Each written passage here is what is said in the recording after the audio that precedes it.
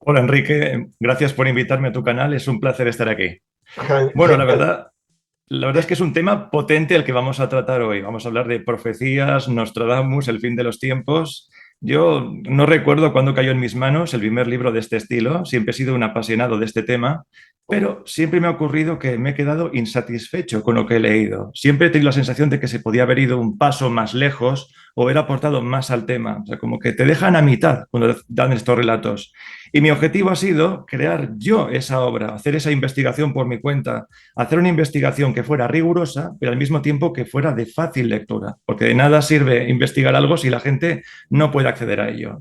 Soy profesor, entonces yo tengo la costumbre de dar mis clases, mis explicaciones utilizando medios audiovisuales, porque creo que es muy interesante. A ver, yo podría contar todo esto de viva voz, pero creo que si viéramos unas imágenes sería muy interesante. En particular hay varios mapas cuando veamos la explicación, sobre todo en la parte del final, de cómo podría ser ese inicio de la Tercera Guerra Mundial del que hablan pues varios videntes. Yo, vamos, voy a hacer ahora una pequeña introducción para explicar en qué ha consistido este trabajo, para que la gente vea un poco pues por dónde van los tiros, ¿no? Que las cosas no se dicen pues porque sí, hay un razonamiento lógico detrás. Y luego pues haremos una introducción a ese inicio, ese posible inicio de la Guerra Mundial. Perfecto, pues esta primera parte es una introducción. Aquí voy a explicar un poco en qué ha consistido mi trabajo y quiero empezar diciendo que esto es un estudio externo. Yo no soy ni un contactado ni un vidente, soy un investigador que ha recogido mucha información y lo que he hecho es secuenciarla y tratarla. Y hay dos temas que me han interesado especialmente. Primero, el significado de la obra de Nostradamus, porque esto nunca ha estado claro, nunca se ha llegado a saber de verdad qué es lo que dijo, aunque hay distintos libros y teorías. Y en segundo, lo que me ha preocupado es describir en qué consistirá esa crisis del fin de los tiempos de la que hablan distintos videntes de distintas épocas. Vamos a ver. Para resolver este problema nos vamos a encontrar con dos pegas de inicio y es que este siempre ha sido un tema maldito para la ciencia ortodoxa. Yo no quiero imaginar qué universidad o qué equipo de catedráticos dedicaría tiempo a algo así. Es una excentricidad para ese mundo. Entonces, eso es un problema porque faltan estudios de calidad sobre este tema. Y hay una segunda cuestión, y es que de la gente que se ha dedicado a este asunto, muchos han incurrido en errores, o incluso en algunos casos carecen del más mínimo rigor. Pues, declaraciones sensacionalistas hechas sobre la marcha ante un acontecimiento histórico que han visto que encajaba en una cuarteta. Bueno, eso pues es otro problema porque lima un poco desprestigia, ¿no? El tema del que estamos tratando. Bueno, yo en mi estudio lo que he observado es que hay dos problemas que suelen ser muy recurrentes, dos errores que han cometido los estudiosos. Primero es interpretar las cuartetas de un modo individual y aislado, y eso no se puede hacer. Las cuartetas, a ver, todo esto la gente me imagino que lo sabe, son 10 centurias de 100 cuartetas cada una, salvo las 7 que son 42. No se pueden trabajar de modo aislado, hay un significado coherente detrás de ellas. Ese es el primer asunto. Y el segundo asunto es que está muy difundida la teoría de que lo que Nostradamus hace es un resumen desde su época, que es el siglo XVI, hasta la nuestra, como un repaso a distintos personajes hechos históricos. Eso no es así tampoco, ¿vale? Y de eso vamos a hablar.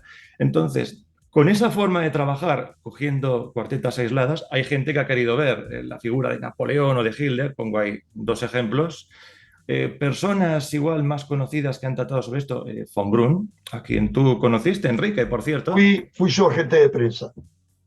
pues yo personalmente no estoy de acuerdo con esa forma de trabajar. Yo tampoco. Entonces, ¿cuál es la propuesta? Ante estos errores, ante esta falta de estudios serios, yo me he propuesto hacer precisamente eso, un estudio sistemático sobre este asunto, aplicando un método riguroso que se basa en tres pasos. Primero, recopilar los distintos documentos y relatos de los vivientes. A ver, hay libros que se han escrito sobre esto, libros bastante decentes, pero que no pasan de ahí. Segundo, y aquí estaría un poco la aportación que yo hago a ese trabajo, buscar todas las peculiaridades y coincidencias, integrar los relatos para al final ofrecer un relato coherente y exhaustivo, que es lo que faltaba, en detalle, no algo superficial, habrá una guerra, caerá un astro, bueno, no, con detalle, ¿vale? O sea, no el puzzle suelto, queremos el puzzle perfectamente montado. De algo que, como tú dices, hay sobre el fin de los tiempos, que es lo que utilizan muchos videntes, incluido ¿Sí? las apariciones de Garabandal, no el fin del mundo, el fin de los tiempos. Que De son él, cosas distintas, exacto, el mundo no acaba, es una crisis muy grande, pero la humanidad se regenera.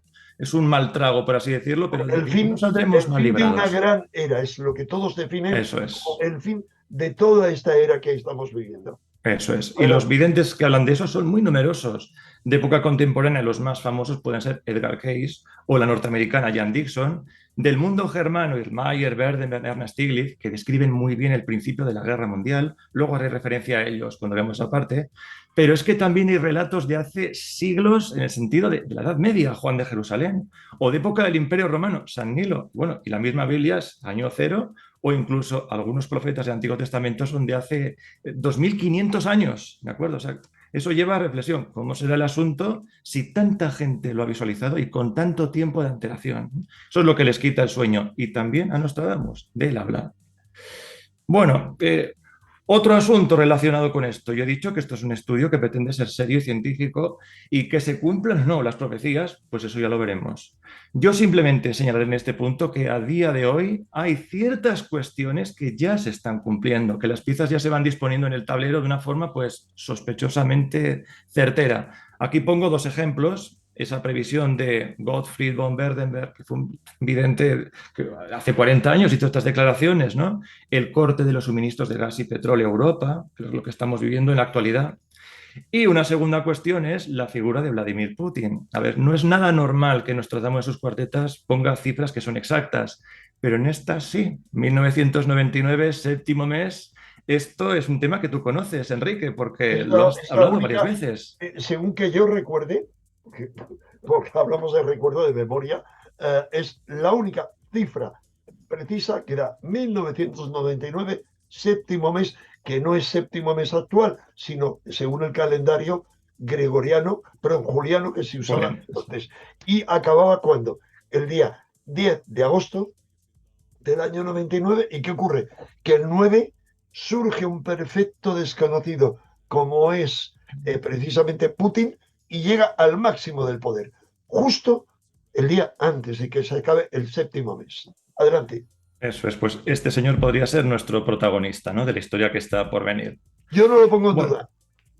entonces, esto que he contado ha sido como una introducción sobre el trabajo. Ahora me gustaría hacer un acercamiento superficial de qué es lo que Nostradamus dice que en qué consistirá esa crisis del fin de los tiempos, qué va a ser, dónde, cuándo y qué consecuencias habrá. Y nos vamos a dar cuenta de que coincide mucho con lo que dicen otros videntes, al que al final haré una referencia a eso también. Por ejemplo, aquí tenemos, ¿no? La profecía de Nostradamus se refiere al fin de los tiempos. A ver, es que él mismo lo dice. La gente se empeña a veces en buscar la información en las cuartetas. Las cuartetas no son el único documento que maneja Nostradamus. Hay una carta a César, hay una epístola a Enrique II, almanaques, hay información aparte. Y es bueno leer esa información porque es más breve, pero más certera. Por ejemplo, en el fragmento que he seleccionado, la secuencia de hechos de esa gran crisis del fin de los tiempos sería: a propósito de la conflagración universal, la última que habría, se menciona que un poco antes habría unas grandes sequías, la culminación de ese cambio climático que estamos viendo en la actualidad, y que durante la guerra, la segunda parte de la guerra, habría unas grandes inundaciones. Sequía y luego inundación. Y en un momento más avanzado hay una lluvia de astros sobre la Tierra. Unos Perdona videntes un hablan de momento, uno. hay algo. Sí, bueno, pero hablo de eso. Y luego hablas de peste y guerra por Sí, tres hombres. Me sí. interesaría Lo que de los tres hombres se ha querido ver como los tres anticristos a lo largo de la historia, de uno Napoleón, otro Hitler y el tercero podría ser el que hemos comentado antes, ¿no? El personaje de antes. Pero realmente habría otra posibilidad y es que se refiere a tres grandes naciones que se van a enfrentar: Rusia, Estados Unidos con los aliados y luego China, el mundo oriental. Podría ser una referencia a eso. y Europa, ¿dónde queda? Europa queda en medio, atrapada entre los otros, por O sea, desgracia. es el escenario de batalla. Es el campo de Lo batalla, sí, para describe aclararnos. Nostradamus, no hay Él, discusión, no hay discusión. él hace referencia en la epístola de Enrique II de qué está hablando. Y bueno, y si luego uno ve las cuartetas, la mayoría de las localidades se refieren a Europa y más en concreto Francia e Italia, donde tendrán lugar importantes batallas. El mapa que se representa ahí es lo que él visualiza del mundo, lo cual no significa que no ocurra nada en otros lugares. Es muy normal que los videntes describan mejor lo que pertenece a su mundo más cercano, ¿vale?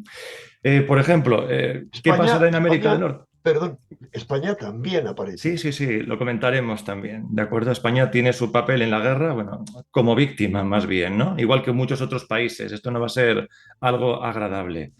Bueno, por mencionar alguna cosa que ocurre en el resto del mundo, se habla de una guerra en el Caribe o en Alaska y Canadá, una incursión de fuerzas orientales, por supuesto en Extremo Oriente, actuación de China, pero bueno, no voy a entrar mucho en detalles en eso porque si no, Lo no nos da el ampliamos, tiempo. hablamos de eso, si te Sí, parece, puesto que yo conozco el orden cronológico, hablamos en otra entrevista futura, porque eso es apasionante y me temo que a muchos les va a poner los pelos de punta.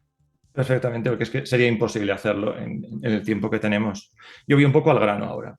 Y a la Hay introducción, otra, Hay otra cuestión desagradable y es cuánta gente perecería en este proceso. Nostradamus habla de que más de 2/3 partes del mundo serían quitadas y esto conecta con lo que dicen otros videntes, hablan de 3/4 partes, que es una barbaridad. De todas formas, hay que decir que junto al lado negativo, en todas las visiones hay también un lado positivo. Esa crisis tan fuerte no es el final de la humanidad, ni mucho menos, sino que da inicio a una era de regeneración, una era solar, por así decirlo, ¿no? Nostradamus lo expresa como vuelve Saturno, la edad del oro, luego el diablo es encadenado 1000 años, un poco al modo de la Biblia, bueno, pero una época positiva viene esto es lo después. más importante, Miguel, si me permites, porque claramente nos vamos al anterior, por favor, Sí, al anterior, a la Edad de Oro, es que anuncia la Edad de Oro porque vamos a ver, es la historia cíclica del hermetismo. Nostradamus era un hermetista y está claro, ha llegado a la Edad Oscura y después del Kali Yuga viene de nuevo una Edad de Oro y esa es la síntesis y es en lo que hay que tener puesta la mira siempre en lo positivo. La eso reconstrucción es. de un mundo nuevo con la semilla de esa transformación. En eso tenemos siempre ver que al final del túnel nos espera una luz esplendorosa. Es Adelante. una promesa de futuro, ¿no? Eso hay que quedarse Y que con no son ese 1000 años, asunto. es una forma de llamar. Es decir, un nuevo milenio es el milenarismo, significa una nueva era. Muy de acuerdo, Enrique. Y luego una cosa tiene que quedar clara y es que este aspecto, este binomio de elementos negativos y positivos, lo vamos a ver en cantidad de evidentes. Yo he mencionado aquí algunos, aparte de la lista anterior, y es que hay muchísimos más, ¿no? Por ejemplo, Ana María Taigi, vamos a ver qué habla de eso. La Calamidades tenemos ahí, provocadas, perdona, eso en la es. parte Sí, inferior inferior izquierda, izquierda de la eso pantalla. es. Sí. Adelante. Entonces, pues está ese binomio de elementos Tenemos catastróficos arriba, provocados por el ser humano. a la izquierda arriba, tenemos Sí, está en orden. a Teresa Teresa Newman Newman, Akam Emmerich, y las tenemos apariciones de la abajo, Virgen de la Salette también y mentada. Legarda de Bingen. Eso es. Adelante, perdón, perdón. Sí, entonces decía que hay un aspecto negativo, sin duda, calamidades provocadas por el ser humano y otras calamidades naturales que coinciden en ese proceso excepcional, pero luego está esa promesa de futuro, ¿no? Y eso se ve, son relatos breves, suelen ser relatos breves los de estos videntes, pero contienen esos elementos. Bueno, una cosita más, si es que en este estudio que se ha hecho sobre Nostradamus, que he hecho yo, vamos, sobre Nostradamus, hay varios descubrimientos que me gustaría compartir con la gente, cosas que hasta ahora no se habían tratado igual lo suficiente y es bueno que se sepan, que han sido de ayuda además para resolver el misterio. Primero está el asunto de que todas las profecías de Nostradamus están elaboradas con un discurso unificado, es decir, todas hablan de lo mismo, ¿vale? O sea, no es lo que decíamos, un puzzle inconexo de 1000 personajes y hechos dispersos. No, ese momento especial es el que le está interesando a Nostradamus, ¿vale? Y por poner un ejemplo, las 10 centurias de Nostradamus, cuando se trabajan y se estudian a fondo, acabas descubriendo que son 10 relatos sobre lo mismo. Es como un relato obsesivo de la misma crisis, un poco al modo de lo que hacen los evangelios. Si pensamos lo que hacen los evangelios es contar la misma historia, pero no exactamente igual. Cada uno introduce matices, se centra más en una cosa o en otra, o cambia un poco el enfoque. Eso es lo que está haciendo Nostradamus en su relato, una y otra vez. Mira, un documento que me ha sido muy útil, porque, a ver, te comento, sabes que yo hace 6 años escribí un libro, pero era como un primer paso en este proceso, todavía estaba un poco perdido en este asunto. Un documento que a mí me ha sido muy útil es el almanaque de 1566, que hizo Nostradamus el año anterior a su muerte. Digamos que ahí se le soltó un poquito la lengua y quiso darnos más pistas. Para mí ese documento ha sido excepcional por varios motivos. En primer lugar, porque en ese documento se explican muchos de los símbolos que él utiliza en sus cuartetas. Lees las cuartetas y es todo simbología. Yo he agrupado aquí en tres para que sean más visuales, más didáctico, pero hay muchas más. Por ejemplo, figuras de las Sagradas Escrituras se equipara al ángel caído con esa caída del astro, ¿no? Ese gran mal que viene sobre el mundo. Figuras históricas, César, Roma, representaría Occidente, Persia es Oriente, y luego las principales potencias en conflicto se esconderían bajo ciertas figuras astrológicas. El Sol encarnaría Occidente, Estados Unidos, Marte, Rusia, Júpiter a China y sus aliados. Cada uno de estos tiene sus animales, colores, etcétera, asociados, ¿de acuerdo? Bueno, para Totalmente de hacerse una acuerdo. idea, pues se Totalmente de explican, acuerdo. y es de gran ayuda que se explique eso, porque si no, es que es una simbología realmente espesa. Una segunda aportación que hace el almanaque, y esto es espectacular, es que el almanaque lo que te está contando en realidad es lo que ocurre en el primer año de esa gran crisis, que Sí. ya veremos que se trata de 2023, y lo hace al modo de un astrólogo. Te va sacando pues las distintas fases lunares, ¿no? Como ya se ve la imagen que pongo aquí, ¿verdad? Te dice, pues la luna llena de enero será el día 12, y a propósito de eso te cuenta lo que ocurrirá esa semana, y así sucesivamente durante todo el año. Y es que es impresionante, porque gracias a eso sabes en qué orden ocurren todos los hechos. Yo sin ese documento, lo único que podía hacer era agrupar por temas. Sí, la guerra, la caída del astro, calamidades naturales, pero esto te dice el orden en que van las cosas. Y ya que estamos con la cronología, la fecha, ¿no? ¿Por qué 2023? A ver, Nostradamus ya hemos dicho que es muy raro que él diga fechas concretas en sus trabajos, salvo lo que hemos comentado antes. 2023 no la menciona. Pero es que en ese almanaque él te dice semana a semana cuándo van a ser las fases lunares. Y eso cada año cambia. Cada ciertos años puede haber una coincidencia, pero hay un cambio. Si además de eso te hace referencia, como él hace, a dos eclipses lunares, 4 de mayo, 28 de octubre, te dice que el año siguiente va a haber un eclipse de sol el mes de abril, que así es, en 2024 va a haber uno, y además menciona conjunciones planetarias como la de Júpiter con Venus, es que eso solo ocurre en 2023. La siguiente posibilidad sería, se sale ya de lo que sería lo que veremos en vida, décadas, siglos, o sea, eso ya no nos interesa, ¿vale? Es que esa es la conclusión a la que he llegado, 2023. Bueno, yo creo que con esto podemos hacernos una idea en general, ¿no? De qué va a consistir la crisis del fin de los tiempos, de qué está hablando Nostradamus. Entonces, entrando más en detalle, ahora podríamos hablar, dedicarle un espacio a ver mucho más en concreto qué es lo que va a pasar entre Claro, enero porque a y mí me abril del año que interesa, viene. Miguel, cuando yo te conocí, te dije, conocía tu primer libro, el segundo, te dije, mira, o sea, si se cumple una sola de las cosas que has dicho, lo tomaré en serio, con todo mi respeto, porque normalmente no se cumple nada de las interpretaciones. Solo a posteriori la gente dice, dijo esto, vale, a posteriori. Así que, bueno, a mí me ha sorprendido y quiero que sorprenda a todos nuestros amigos. Adelante. Pues ¿Por qué entonces, 2023? Adelante. vamos a ver, yo lo que voy a explicar aquí es simplemente una parte de todo el proceso, que se alarga 2 años y según algunas fuentes, algunos otros vientres, un poquito más, 2 años de 2023 a 2025 y en concreto los primeros meses, desde enero hasta abril, combinando todos esos distintos testimonios y con especial atención a lo que dice Nostradamus, que en tema de la guerra habla bastante, ¿vale? Bien, pues en primer lugar, el primer hecho sorprendente del que se nos avisa es que entre los meses de enero y abril de 2023 va a haber un oscurecimiento inusual en el Sol. Y esto es una cuestión curiosa porque el mismo Apocalipsis también hace referencia a ello. Dice que la Luna, el Sol perderían un tercio de su brillo. O sea, no llegan a apagarse del todo, por lo que se ve, sino que perderán parte de su intensidad y a la vista tendrán el Sol un color como ferruginoso, ¿vale? Entre enero y abril. En abril recupera el calor. Claro, obviamente algo así, excepción tan excepcional, tendrá consecuencias climáticas, que eso lo describe también Nostradamus en su almanaque. En primer lugar, en la fase de depresión, esto va a ser un poco como el latido de un corazón, hay una fase de depresión y luego de alza y luego se estabiliza. En la fase de depresión, entre enero y abril, habrá unas fuertes heladas, se habla de ríos que llegarían a congelarse, etcétera. Cuando el sol recupere su brillo, todo ese hielo se va a deshelar de golpe, va a haber enormes riadas, inundaciones. Y luego, en tercer lugar, a partir del mes de mayo hasta septiembre de 2023, habría una sequía excepcional. O sea, lo que hemos vivido este año, 2021, nos ha parecido fuerte, pues todavía más, hasta el punto de llegar a secarse ríos, etcétera. Bueno, no voy a profundizar más en este asunto, simplemente diré que la causa, esto igual daría para hacer otra conferencia, otra entrevista, porque es que el tema es largo. Simplemente diré que la causa estaría en la llegada de una oleada del espacio exterior. Estamos siendo alcanzados por una oleada de fuerza. No sé No si tengo duda. calificarla de energética, magnética. Bueno, lo dejamos apuntado, Pero, sin perdón, más. he de decir dos cosas. Una, el tema este de que está introduciéndose en todo el sistema solar desde hace un siglo, paulatinamente, en una zona de energía tremendo.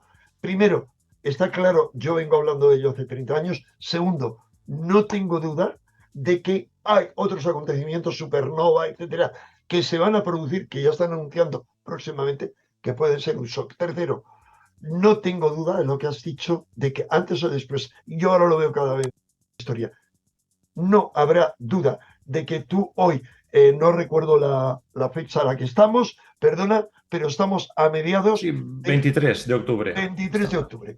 Adelante porque se nos está acabando el tiempo. Sí, perfecto. Pues voy a continuar. Bueno, el asunto anterior lo dejamos simplemente apuntado. La segunda de las cosas a la que hay que estar muy pendientes es a un conflicto que va a haber entre Turquía y Grecia y que será fundamental porque ahí estará el detonante de la guerra mundial. Básicamente, Turquía va a atacar a Grecia. Bueno, los videntes no explican el motivo, ¿no? Luego haremos alguna referencia a eso. Simplemente dicen que Turquía se adentrará muy profundamente en Grecia. A ver, precedentes de esto. Hay una enemistad histórica entre estos dos países, clarísima, desde el siglo XIX. Ha habido encontronazos con prospecciones petrolíferas, barcos de un país y de otro que tienen roces, aviones que surcan el espacio aéreo, son apuntados. Bueno, ha habido un clima ahí malo.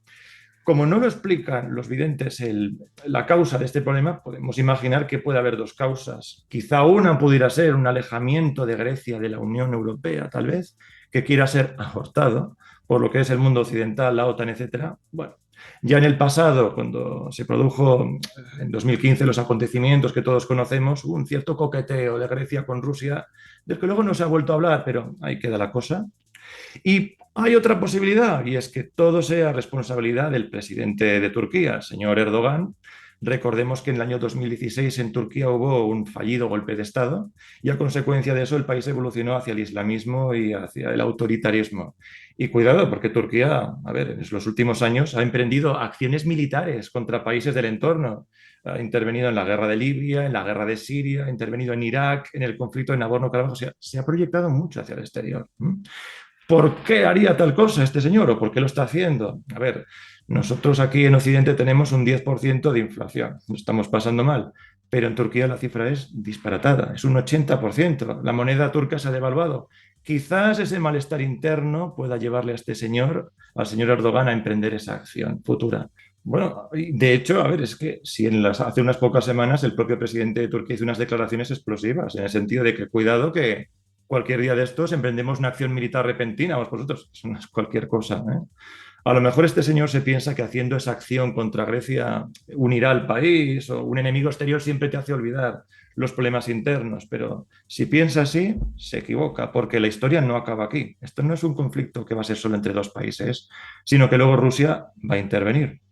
Que esa es la siguiente fase y esto sí que ya es un asunto serio. Rusia interviene, bueno, arrasa a los turcos y ayuda a los griegos. Bueno, para Rusia ese conflicto entre Turquía y Grecia va a ser una oportunidad de oro. A día de hoy las fuerzas rusas parece que van retrocediendo, aunque cuidado, no están utilizando todo su potencial, ¿eh? De eso hablaremos después. Pero a día de hoy se ve un cierto retroceso y un conflicto así entre Grecia y Turquía sería una ocasión de oro.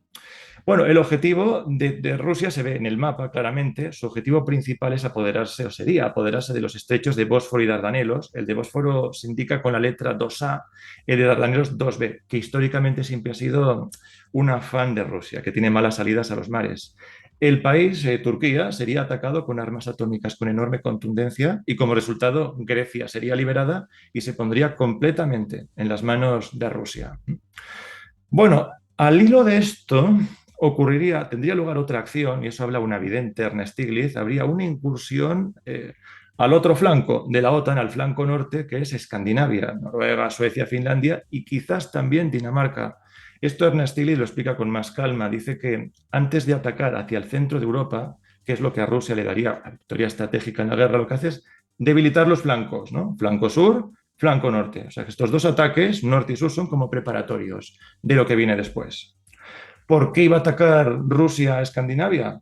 Bueno, No olvidemos que estos países hace poco han solicitado su ingreso en la OTAN. Ya no son países neutrales como antes y eso sin duda habrá sido visto en Rusia como una amenaza a sus intereses. Siempre han visto a la OTAN como una organización que tiende a envolverles, ¿no? Y eso es una amenaza para sus intereses. Bueno, entonces, en ese punto, cuando Rusia fulmina a los turcos con contundencia, estalla la guerra mundial. Por lo que nos dice el almanaque de 2023, la fecha sería el 7 de febrero. Además, se dice el 7 de febrero será una fecha a temer porque Saturno Oriental ataca a Occidente. Ahí lo de esto no es el único caso en que se menciona esa fecha o cercana. La vidente Misalda de la Edad Media comentaba que el día de Santa Verónica, que antes se celebraba el día 4 de febrero, el mundo dará un brinco. Bueno, pues el 4, el 7, por ahí, empieza la Tercera Guerra Mundial. Bueno, a hilo de eso, mientras están ocurriendo estos acontecimientos, ocurren otras dos cosas, y es que la economía se está hundiendo, y actualmente ya está muy tocada, pero finalmente pues, va a colapsar, y la población europea emprende la huida. Pero estamos hablando de una huida masiva, o sea, el mayor éxodo de refugiados de la historia. Empezando por esto mismo, la población del sur y del este de Europa, cuando ya fuera evidente que la guerra va a estallar y sobre todo ya cuando empieza el asunto, huirán en masa hacia la parte occidental, es lo que está previsto, según Verdemer, que es el que más habla de este asunto. ¿El refugio cuál sería? Esa parte central de Francia e Inglaterra, que son los países que, como veremos, resistirán la invasión masiva. ¿Vale? Bueno, en una segunda fase se hunden las economías. Y aquí nos habla un vidente norteamericano que habla, y esto es curioso porque tienes todo el sentido del mundo, que primero se hundiría Europa. Eso es lógico. A ver, si Europa ahora mismo lo está pasando mal. No me refiero por el tema energético, etcétera, aunque ahora la situación está más o menos bajo control. Pero cuando empiece esa invasión es que se va a producir el colapso. Un territorio que es invadido, su moneda se derrumba. Y eso va a arrastrar al resto de las monedas del mundo. Japón, Estados Unidos, Canadá. Va a haber un hundimiento mortal. Y esto daría a una discusión interesante, o sea que esto excedería un poco pues, el tiempo que tenemos aquí, es que el sistema monetario mundial se va a hundir y al final va a llegar algo nuevo, una moneda alternativa que en el almanaque se señala que ya no sería una moneda emitida por los poderes públicos, sino por entes privados. Una cosa muy curiosa. Lo que preparan, el Sí. resentido de la economía, pero no me o sea, todo cuadra, pero no me enrollo porque debemos terminar ya, Mick. Sí, vamos avanzando. Bueno, y al final llega el ataque masivo de Rusia contra Europa. Tras ese ataque a Turquía y Escandinavia llega ya el ataque de verdad, por tierra y por mar. Creo que en este mapa se va a ver muy bien. A ver, se ve el ataque a Turquía, se ve el ataque a Escandinavia y Si te luego parece, no se vamos a ve, detallarlo porque sí, por lo que habíamos hablado de grabación sí, y y compartir pantalla nos quedan iré, unos minutos. iré Así al que grano. lo Pues apuntamos y el en una próxima ataque entrevista lo detallamos. Eso es, el ataque ruso busca alcanzar por tierra Belgrado, que es un aliado de Rusia y sería una ocasión de revisar ciertas cosas que han ocurrido en el pasado, pérdida de territorios, etcétera. Desde Belgrado, las tropas rusas irían hacia el norte de Italia y accederían por allí haciendo como una finta, como pasando por Austria para luego caer con Italia, probablemente para burlar las defensas italianas. Al mismo tiempo, la flota rusa, situada en el mar Egeo y en el Jónico, batiría a la flota occidental, que sería dispuesta como un escudo para intentar frenar el avance de los rusos, pero sin éxito. Y los videntes mencionan que se usarían armas atómicas contra esas flotas en el mar. Será una guerra nuclear, por lo que parece, pero no masiva, controlada contra ciertos ejércitos, ¿vale? Y flotas en el mar. Bueno, pues lo primero en lo que habría que fijarse es un conflicto que habrá en Oriente Medio y que sería instigado por Estados Unidos, que invade, según lo que dicen los videntes, que expongo ahí el texto, no los voy a leer, simplemente lo voy a comentar, una invasión de Estados Unidos al área petrolera de Arabia Saudita, que sería seguido después de otro ataque a Irán. Se vería involucrada toda la zona del Golfo Pérsico. En color azul represento los países que son prooccidentales y en color rosado los que están en el otro bando, por así decirlo. Y en tono gris aparecen esas áreas petroleras, que es lo que Estados Unidos desea. En esa operación, sobre todo en lo referente contra Irán, Estados Unidos contaría con la ayuda de Israel, viejo enemigo de Irán. Bueno, habría que explicar un poquito por qué Estados Unidos haría algo así. Un poco sorprendente, ¿no? Arabia Saudí parece que es un aliado de Estados Unidos. o quizá no tanto en los últimos tiempos. Ha habido varios gestos inamistosos de Arabia Saudí hacia Occidente en el sentido de limitar la producción de petróleo, haciendo subir los precios. Yo creo que esa puede ser un poquito la clave, esa sensación de ahogo que está sufriendo Occidente, que podría ir a más, y la respuesta de Estados Unidos sería invadir esa zona. Y por otra parte, Arabia Saudí está tentando acercarse al otro bando, que sería China, etcétera, la nueva potencia emergente. Eso Estados Unidos lo vería como una amenaza. En el caso de Irán, bueno, pues eso no necesita explicación. Irán es el viejo enemigo de Estados Unidos y también de Israel. Y también un gran productor de petróleo, hay que decirlo. Bueno, ¿qué es lo que hay detrás de toda esta pugna? Una lucha por la primacía económica. Hay gente que puede pensar, pero bueno, la economía es tan importante. ¿Habría una guerra por eso? Sí, sobre todo por eso. A ver, en las imágenes que pongo aquí se pueden ver varias cosas. El gráfico que aparece en color azul es cómo ha evolucionado la deuda de Occidente, la de Estados Unidos. En los últimos tiempos se ha disparado. La emisión de billetes también se ha disparado. Aquí hay que decir una cosa, el dólar no solamente se utiliza en Estados Unidos, es la moneda de referencia para la mayoría de las operaciones financieras en el mundo y eso explica el bienestar que se disfruta en Estados Unidos y en Occidente. Entonces, si ahora aparece una alternativa, China y demás, y ese volumen de riqueza se va reduciendo, eso es un motivo. Estados Unidos puede sentirse amenazado. Es cosa económica lo que hay en juego. Bueno, este asunto de Oriente Medio se complica porque Rusia acude en ayuda de su vieja aliada Irán. Aquí todo el mundo parece que Lógico, ayuda a sus aliados lógico. en el conflicto, ¿no? Y Irán no es invadida del todo. Hay un hadith del Islam muy interesante que habla de 70.000 judíos que acompañarían al Dayal en Isfahan. Pues El aproximadamente Dayal, represento ahí. perdón, hay que Es el, aclarar anti- lo que el significa. anticristo, la encarnación del mal, según el Islam, ¿no? Sí. Bueno, o sea que el conflicto en Oriente Medio queda estancado, por así decirlo, ¿eh? Pero esto todavía no es la guerra mundial. Eso podría ocurrir hacia enero, unas semanas antes del conflicto general. Bien, en relación a eso, y esto lo mencionamos el otro día, hay otra guerra que es la agresión de Turquía a Grecia. Esto lo comentamos. En el mapa que aparece ahí se puede ver que en la parte oriental de Europa y Oriente Próximo ya habría tres guerras en ese momento. Hay una guerra en Ucrania, otra en Oriente Medio y la tercera, la de Turquía contra Grecia. Pero eso aún no es la guerra mundial. Bueno, no voy a entrar de nuevo a explicar por qué Turquía era eso, porque ya hablamos el otro día, ¿no? Solo mencionaré esas declaraciones del presidente Erdogan en septiembre del 2022 en el sentido de que vamos a ir a por vosotros, griegos, ¿no? Como que cualquier día, el día menos pensado, pues hacemos una incursión. Es una declaración muy fuerte. Hay un largo historial de encontonazos entre estas dos naciones. Quizá el señor Erdogan piensa que en ese contexto de caos internacional, él va a hacer esa acción para unir a su país, pero si piensa que eso va a quedar sin respuesta, se equivoca. Bueno, esto lo mencionamos también el otro día. En ese contexto, la economía empieza a desplomarse. El desplome empieza en Europa, lo cual es lógico, porque este continente es el que está más amenazado por esa futura guerra que va a ocurrir. Y cuando llegue la invasión, territorio invadido, su moneda pues, deja de valer, como es lógico. Y la población de extensas zonas de la parte oriental y del sur de Europa huirían hacia la parte occidental. Francia e Inglaterra, que son el reducto de Occidente, tiene sentido. Son los únicos países con ejércitos aceptables. Los demás ejércitos europeos son bastante limitados comparado con lo que tienen enfrente. Bueno, ahí ya se produce otro salto y esto ya sí que es el principio de la Tercera Guerra Mundial. Rusia da un paso más y ataca los flancos norte y sur de la OTAN. Se ve en el mapa, ¿no? La línea 1 es la intervención rusa en Oriente Medio, pero hemos dicho que eso aún no es la guerra. Pero la número 2, que va a Escandinavia, y las números 3 y 4, que van hacia los Balcanes, lo que es Turquía, Grecia y Serbia, eso ya sí provoca la guerra mundial, ¿no? Lo que hace Rusia es aprovechar esa guerra entre Turquía y Grecia para auxiliar a Grecia machacando a los turcos. Creo que se va mejor, aquí se verá mejor en este mapa.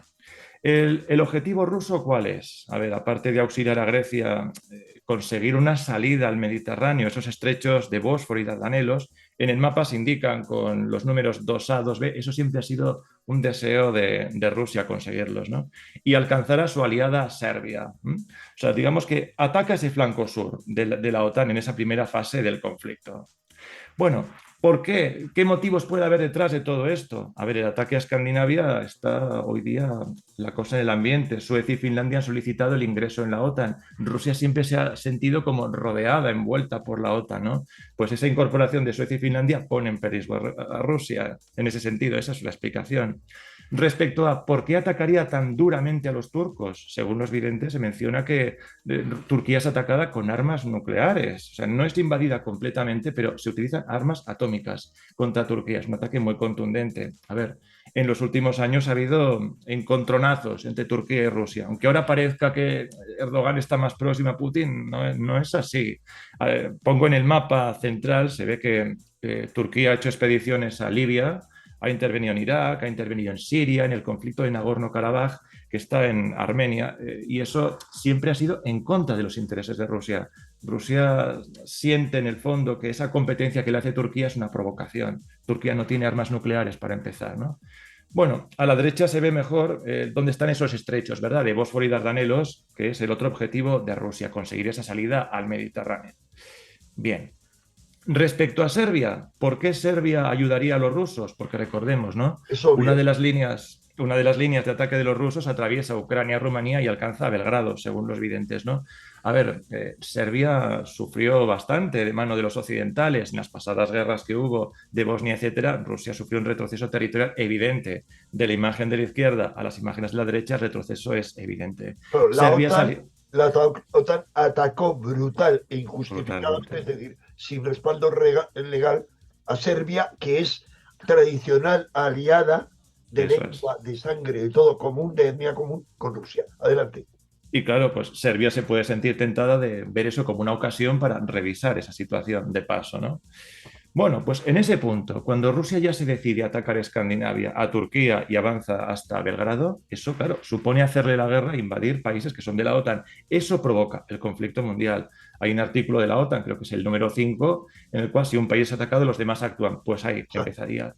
Según el almanaque de 2023, ocurre en el 7 de febrero. Hay otra vidente, Michalda, de la Edad Media, que habla del 4 de febrero. Bueno, 4-7. A ver, es que esto no es una guerra que estalla porque sí, es un proceso. Bueno, pues el 4-7, ahí empezaría oficialmente esa guerra mundial. Bueno, justo después, los primeros días, por no decir el día siguiente, de declararse ya la guerra oficialmente, Europa se quedaría a oscuras. Esto lo describe la vidente Erna Stiglitz, que habla que todos los aparatos electrónicos de Europa dejarían de funcionar. Y podríamos pensar, bueno, igual, pues por desabastecimiento energético, más que eso, probablemente. ¿Eh? En una guerra de este tipo es muy probable que se utilizaran armas de pulsos electromagnéticos. Pongo una imagen, un ejemplo ahí abajo, ¿no? Con Estados Unidos, el efecto que tendría una de esas armas. Básicamente es un arma nuclear que estudia, que estalla en altura y eso pues electrocuta cualquier aparato electrónico que haya, a no ser que tenga alguna protección especial. Y en el caso de los que tenemos nosotros en casa, no es así, no están protegidos. O sea, dejaría todo de funcionar, con lo que eso supone el colapso general. No funcionaría nada. El agua, el abastecimiento de todo tipo, vehículos, todo detenido. Bueno, en esa situación, ¿ves? Vemos ahí ya el ataque a Escandinavia, el ataque a Turquía. Siguiente objetivo de Rusia sería atacar Italia. Italia sería atacado desde dos flancos, por el norte y por el sur. El ataque por el norte lo haría un ejército de tierra, sale desde Belgrado, no entra directamente por Italia, sino que hace como un desvío por Austria, que es un país neutral. Austria sería invadida por ser estratégica y desde ahí caerían sobre Italia, que no sería ocupada totalmente. Los rusos penetrarían unos cientos de kilómetros, pero no ocuparían todo el norte, serían detenidos. Por la parte del sur, la flota rusa, que ha conseguido salir al Mediterráneo tras dominar esos estrechos que hablábamos antes, se enfrenta a la flota occidental. La flota occidental se dispondrá como un escudo a lo largo del mar Adriático, que es el mar que está a la derecha de Italia, para aclararnos, ¿no? Y el mar Jónico, que está justo debajo, a modo de escudo, para intentar frenar a los rusos, pero no va a funcionar. ¿Eh? Los rusos utilizarán armas nucleares pequeñas, armas tácticas, contra esas flotas. Entonces, claro, estamos hablando de que esto será una guerra nuclear. Sí, pero no total, con armas estas potentes, estratégicas para aniquilar países. No así, sino más bien utilizadas contra ejércitos y contra flotas, ¿vale? Para avanzar Es lo rápidamente. que ya ha avisado que puede hacer Rusia, que antes a la gente le ¿Sí? parecía alucinante, pero lo han explicado con claridad. Además, se hace como con naturalidad, ¿verdad? Como si estuvieran hablando de cualquier cosa y son cosas muy graves. La gente vive como despreocupada de esto, pero son declaraciones peligrosas, caramba. Bueno, una cosa interesante, ¿por qué Rusia elige Italia como su siguiente objetivo? Pues esto va a hilo de otra cuestión y es una grave rebelión social que habrá cuando empiece la guerra mundial, o por la crisis económica, hundimiento de la moneda o ese apagón total en Francia y en Italia principalmente, ¿vale? Esos dos países sufrirán bastante y es lógico pensar que un país que sufre una rebelión social tan masiva, su capacidad de resistencia será mucho menor. De ahí probablemente la elección de Italia como objetivo.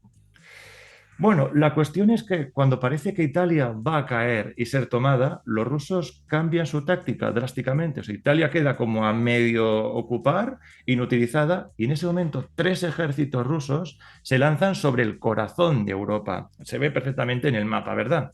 Sí, sí. Esto además lo mencionan varios videntes que están incluso de acuerdo en la ruta, o sea, te describen la ruta exacta que seguirán esos ejércitos. El primer ejército, el que va más al norte, atraviesa el norte de Polonia, pasa por Berlín, Hamburgo y llega a los Países Bajos y luego deriva hacia el Ruhr. El Ruhr es la región industrial más importante de Alemania y de Europa, objetivo estratégico. El segundo ejército, que va por debajo del otro, utilizará probablemente en Bielorrusia como trampolín, atravesará también Polonia, Sajonia y de nuevo se dirigirá hacia el Ruhr. Y el tercero es el que hace la ruta más extraña. Primero va hacia Viena, se desplaza por el norte del Danubio, porque todos los puentes para cruzarlo serán destruidos entonces para dificultar la invasión, y de ahí se deslizará por Suiza, otro país neutral, que será invadido hacia el interior de Francia, con la intención de coger probablemente a los franceses por sorpresa, y cerca de la ciudad de Lyon allí habrá una batalla. Creo que esto se va a ver mejor. Ah, sí, pero antes otra cosa quería comentar. En el mapa también se ve igualmente que mientras avanzan esos tres ejércitos hay un ataque a las flotas que la OTAN dispondrá en el Mar del Norte para neutralizarlas. Igual que las del Mar Adriático son destruidas con armas tácticas, esas otras también, ¿vale? Bien. Aquí se ve mejor. Se ve mejor, ¿verdad? El ataque de esas tres líneas del ejército Perfecto. ruso que avanzan muy deprisa, una por el norte de Alemania, otra por el centro y otra que se desliza hacia la zona de Lyon. Y allí habrá fuertes batallas. En la zona de Lyon habrá fuerte batalla, pero los rusos no conseguirán su objetivo de hacer que Francia caiga. Francia resiste. Y luego la zona del Rin, ahí habrá una batalla muy extensa y en la zona del Ruhr en concreto, que quedarán devastadas por bombardeos. Perdón, Miguel, Mira, una pregunta, sí, aunque yo mis comentarios los haría al final, sí, muy breve. Habrá gente que se pregunte, ¿cómo que avanzan muy rápido si sí. se ha visto que van a ritmo de tortuga en este momento en la lucha tremenda que están teniendo en Ucrania? Eso es, sí. A Por ver, eso voy a explicarlo a continuación porque es algo que puede sorprender a mucha gente, ¿no? Estamos efectivamente viendo las noticias en televisión y parece que Rusia está atascada, ¿no? Que está como retrocediendo. A ver, juegos de guerra. nosotros estamos viendo a Rusia utilizar una parte mínima de su potencial ahora mismo. Digamos que lo que están haciendo ahora es una guerra cómoda en la cual la gente dentro de Rusia siga pues yendo al cine, de paseo, como si no ocurriera nada. Y le hacen pues 200.000, 250.000 soldados pues eso, enviados allí que se ocupen de todo. Pero en una guerra total, Rusia tiene capacidades militares muy fuertes. Su economía no puede competir con la de Estados Unidos o la de China, ¿no? Es menor la economía de Rusia, pero su ejército es muy potente, es uno de los más potentes del mundo. Por volumen de tropas, a ver, el ejército ruso ahora mismo tendrá más de 1 millón de soldados y hay que tener en cuenta la movilización que ya se ha producido. Según estos videntes, varios millones de soldados rusos participan en la invasión. La movilización rusa ya ha tenido lugar, se está produciendo. En la televisión dirán 300.000, ¿cuál son más? No creo que nos digan la verdad sobre eso. Volumen de tropas sobrado. Rusia tiene 140 millones de habitantes y conseguir entre 7 y 14 millones de soldados sería perfectamente posible. Segundo, capacidad tecnológica rusa sobrada. En tema de misiles, aviones, tanques, tienen esa capacidad sobrada. Adiestramiento en combate, esto es muy importante. Puedes tener un ejército muy numeroso, pero si no lo has puesto a prueba en combate no te sirve de nada. Yo pongo un ejemplo. Cuando se produjo la guerra civil española, en el bando republicano el ejército quedó desarticulado y hubo que reconstruirlo. Y eso es como aprender un oficio, no lo aprendes de un día para otro. Necesitas un año y medio. Pues Rusia ya lleva un año en guerra. Sus tropas están fogueadas, experimentadas. Y en último lugar, la capacidad de sacrificio. Así como en los países occidentales, tener ese volumen de bajas que ha tenido el ejército ruso nos escandalizaría, allí parece que lo encajan bastante mejor. O sea, Rusia tiene capacidades, eso hay que saberlo. ¿Me Bueno, permites sí, una sola interrupción? Primero, he de decir que si solo acertaras en alguna de las cosas que dices, ya sería un hito, porque nadie ha sido capaz, salvo en algún caso concreto que ya he detallado, de anticipar algo de lo que dijo Nostradamus. Siempre es a posteriori. Por eso me asombra además el detalle con el que lo haces. Pero segundo, lo que estás diciendo, empezando por lo de Italia, y no voy a meterme a detallarlo, de cómo dan ahí el golpe para, y ya una vez que eso está debilitado, entran por otro lado.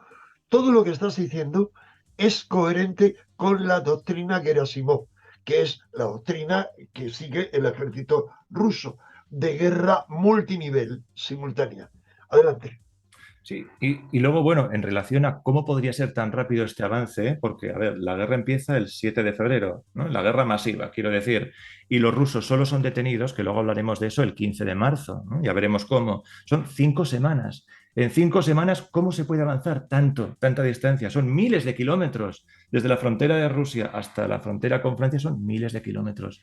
Yo lo que pienso que harán los rusos, aunque eso los videntes no lo dicen concretamente, es que en ese avance meteórico de las tropas rusas probablemente se utilizarán armas tácticas. A ver, las armas tácticas son una derivación de las nucleares convencionales, que son muy destructivas. Un arma táctica lo que hace es, desde menor potencia destructiva, genera una enorme radiación en un área concreta y elimina cualquier forma de vida. Cualquier ejército enemigo que esté allí es barrido. Pues a ver, imaginemos las imágenes que tenemos ahí, ¿no? Utilizas esas armas en los puntos que haya resistencia y avanzas, pero meteóricamente. Esa es la única explicación. Utilizar esas armas. Hay que tener en cuenta que todos los países de Europa Central y Oriental no tienen esas armas. O sea, no tendrían ninguna oportunidad. Solo Francia e Inglaterra tienen armas así. Y Sí. por eso la invasión se atasca en esos países, porque cuando ataquen esos países tendrán mucho más cuidado, porque esos pueden responder. Aquí la idea es que el que sea capaz de defenderse podrá hacerlo. El que no, pues está listo. Bueno, llega ahora, después de esas 5 semanas de avance ruso imparable, el contraataque occidental, ¿no? Porque uno puede pensar, bueno, pero ¿y dónde está Estados Unidos en todo este proceso? ¿No? Ya hemos mencionado que Estados Unidos tiene una guerra en Oriente Medio que está ahí de fondo, nos hemos olvidado de ella y ahí tendrá muchos recursos. Luego está el tema de los chinos que también actúan y hay más cosas por ahí, hay una guerra en el Caribe. O sea, Estados Unidos en estos momentos tiene que repartir sus fuerzas, pero al final Europa tiene que ir a ayudarla. ¿Y cómo va a ser el contraataque occidental? Esto lo describe Alois Mayer, aunque hay otros videntes que lo mencionan. Lo que harán los occidentales no es aniquilar a esos ejércitos rusos, sino atraparlos, tendiendo una línea tóxica con algún tipo de arma contaminante. No está muy claro si química o radiactiva, no se describe muy bien su naturaleza. Algunos videntes apuestan por lo radiactivo, que tendrá una anchura de unos 100 kilómetros, la mitad de Baviera, y que irá desde el norte de Alemania, probablemente la ciudad de Kiel o Stettin, hasta Praga. El recorrido de esa línea es bastante certero en lo que representa el mapa y de ahí hasta el Mar Negro. La representación que yo Perdona, hago en el mapa, sí, o puede ser biológica, tengamos en cuenta que está rodeado toda Rusia de laboratorios biológicos financiados por los americanos en Ucrania y otros sitios, en algunos de los cuales es posible que tuviera mucho que ver con el origen del SARS-CoV-2. Y esas armas se pueden utilizar y se van a utilizar sin duda en una guerra como esta. Adelante. y en todo caso, bueno, son unas armas que producen una afectación a lo que es la materia orgánica, pero tremenda. Se habla incluso que durante un año no será posible cruzar esa línea y cualquiera que intente cruzarlo, bueno, pues es que te conviertes, queda reducido a un esqueleto, una cosa asombrosamente agresiva. Sí, eso A es ver, armas químicas. como estrategia hay que decirlo que tiene su inteligencia. O sea, no atacas y aniquilas al ejército ruso, porque igual eso es muy fuerte y te expone a una represalia muy fuerte de Rusia, pero lo atrapas. Y al atraparlo, puedes ahogarlo lentamente, que es lo que hacen a continuación los occidentales. A ver, justo cuando los rusos quedan atrapados, en ese mismo momento, los occidentales contraatacan e intentan cercar al tercer ejército ruso, el que iba más al sur. Eso lo describe Ernest Stiglitz, que habla de la batalla de Ur, que es una batalla de cerco. En esa batalla los rusos se ven obligados a escaparse hacia el norte, a Westfalia, porque es la zona de Colonia, donde tiene lugar una gran batalla. Y ahí los rusos están ya contra las cuerdas. Pero, ¿qué ocurre en ese momento? Que además en el mapa se puede apreciar, en ese momento hace acto de presencia una segunda oleada oriental formada por chinos y elementos islámicos que acompañarán a estos. Ya se ve que España cae en ese segundo ataque, Italia también, y las tropas chinas avanzan a lo largo del Danubio para reunirse con las de Rusia. que tendrán que tomar pues una terrible decisión, ¿no? El caso es que al ataque de Rusia le sigue el de China y la situación de Occidente ya será muy apurada entonces. Bueno, para hacernos una idea, yo, a ver, me había propuesto explicar lo que es los 3 meses primeros de la guerra y en eso me voy a quedar. Simplemente voy a exponer un mapa para hacernos una idea del alcance de ese ataque chino y sus aliados islámicos, para hacernos una idea. Este mapa, sin entrar en detalles. Bueno, ya se ve que es una invasión a nivel pues, planetario, ¿no? Una línea de ataque va a Alaska y Canadá, aunque ahí los videntes advierten que ese ataque tendría poca consistencia. Un ataque iría hacia la zona de Australia, Nueva Zelanda, toda esa zona del sureste asiático. Recuerda un poco a lo que hicieron los japoneses en la Segunda Guerra Mundial. Y otra línea de ataque va hacia Occidente. Y además los rusos, los videntes insisten en que van con, perdón, los chinos avanzan con mucha arrogancia, con mucha violencia, como aniquilando, atropellando a su paso. Y en ese ataque se despierta una yihad en Yemen que les acompañará. Esa yihad musulmana se empezaría a activarse en Yemen, se desplazaría por el norte de África y esa es la que principalmente sentiríamos aquí, porque en ese conflicto España es ocupada. Es más, el invasor llega hasta el río Garona, o sea, para hacernos una idea de la gravedad de esta situación. Francia. Eso es, en Francia, sí, o sea, el sur de Francia, o sea, 100 o 200 kilómetros dentro del territorio francés, con lo cual toda España es ocupada y Portugal, por supuesto. Bueno, todo este trabajo, a ver, yo lo he sacado después de una investigación de mucho tiempo. Entonces, a ver, los 3 primeros meses de la guerra yo los he expuesto con claridad. Entonces, esto forma parte de un trabajo que yo estoy haciendo y que en teoría debían haber sido 5 libros. Ahora mismo hay 2 que estén disponibles y terminados. El primero es El rapto de Europa y el segundo es El almanaque de 2023. Son libros que van del mismo asunto, pero son complementarios. Ahí ya el que quiera ampliar la información los tiene a su disposición para leerlos. En el primero lo que hago es una secuenciación de todos los hechos de la guerra, al modo de como he hecho ahora, por capítulos.